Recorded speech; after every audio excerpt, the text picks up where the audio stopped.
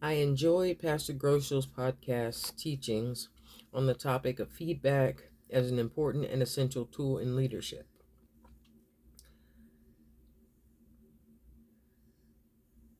and how feedback in real time from an objective perspective can foster growth, shape behavior, and improve performance.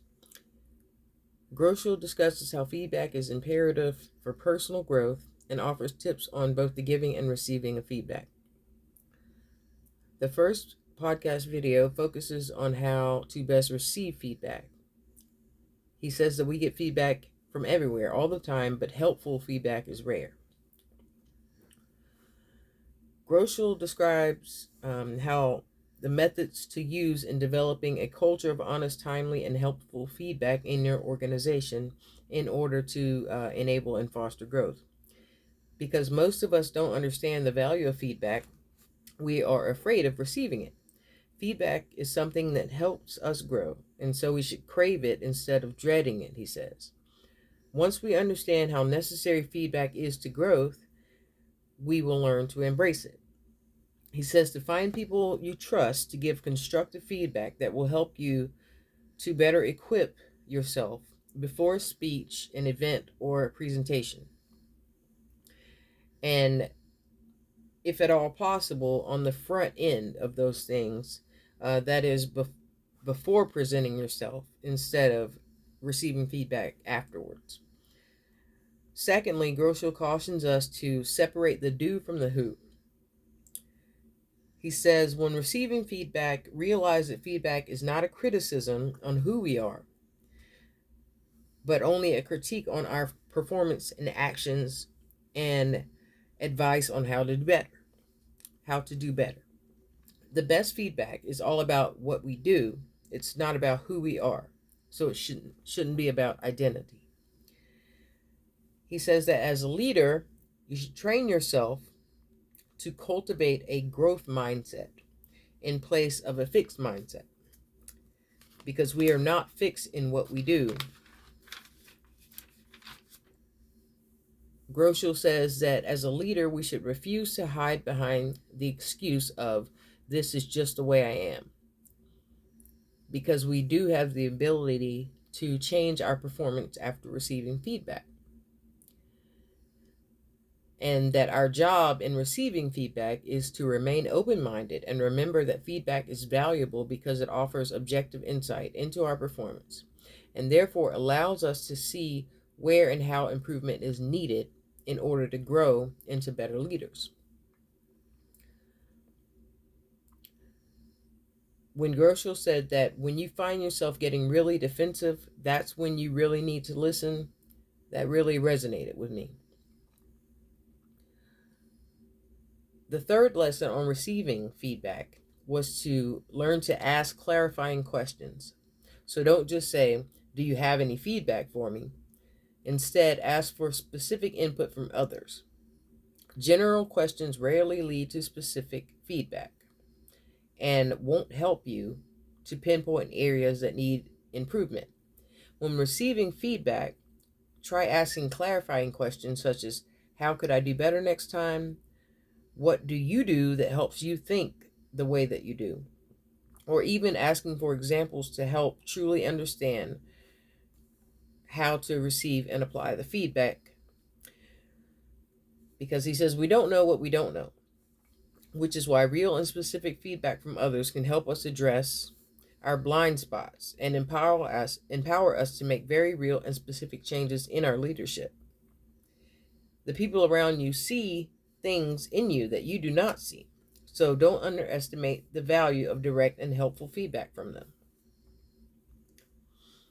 He says that leaders who don't listen to others will eventually find themselves surrounded by people who have nothing to say.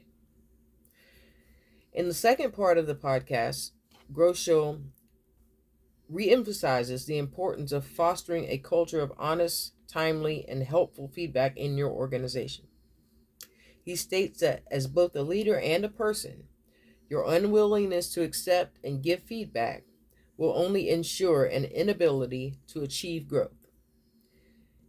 He reminds us that helpful and honest feedback can make the difference between a good leader and a great leader.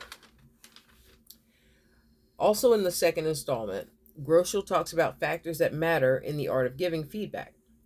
The three main things he discusses are when to give feedback, how to give feedback, and who is giving the feedback. He says that it's really important to give immediate feedback or be constantly giving feedback instead of waiting for an annual performance review or only offering sporadic feedback sessions.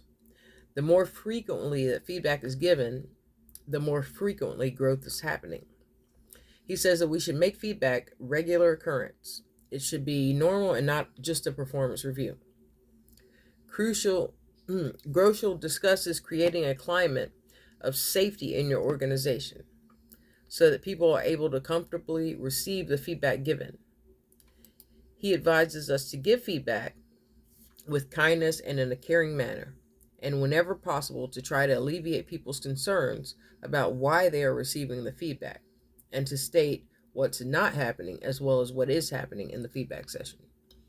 He reminds us to be mindful of our body language, our attitudes, and our emotions when giving people feedback in order to best prepare them to receive it and to offer it in a manner that they understand that this is all about helping them to improve and that it is not a review of themselves as a person, but rather insight on ways that they can improve their performance. Groeschel says that people may hear your words, but they feel your attitude. So we need to deliver the feedback with that idea in mind. Again, with body language.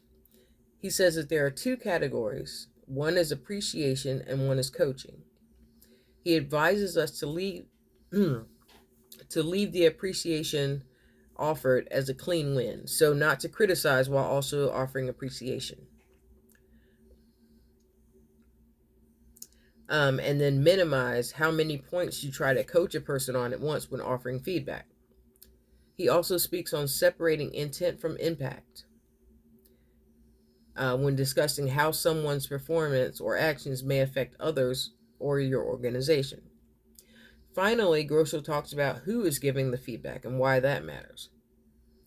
While some people may find it difficult to be given feedback by certain people, different perspectives are extremely valuable in giving and receiving feedback. He goes on to say how much it matters where different people sit in the organization and how that informs their perspectives, because the viewpoint can be determined by what different people see from their respective positions within the organization. He reminds us that as a leader, you set the tone, because nothing affects the organization more than the leader's willingness to seek and receive feedback and then implement changes based on the feedback. Groeschel reminds us that the higher you rise as a leader, the more difficult it is to receive honest feedback out of the people around you. So you have to constantly be seeking feedback, and that as a leader, you have to make a determination to go out and seek feedback consistently, engage in giving and receiving feedback, and then be willing to accept the feedback from all levels of your organization in order to grow your leadership.